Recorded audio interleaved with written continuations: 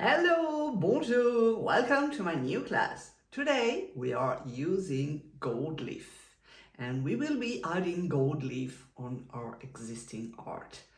This is a great way to add a bit more interest to an existing painting or drawing that was okay, but that could use a bit more sparkling. There is no such thing as gold leaf.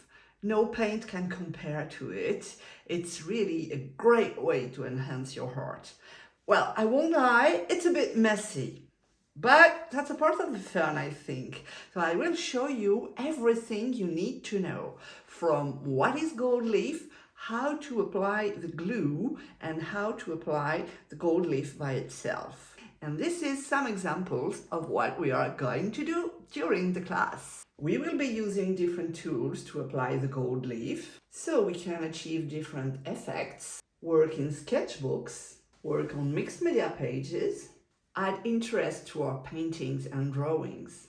This class is for all levels. It's really easy to follow along with my step-by-step instructions. So grab your supplies and let's put gold everywhere. See you there!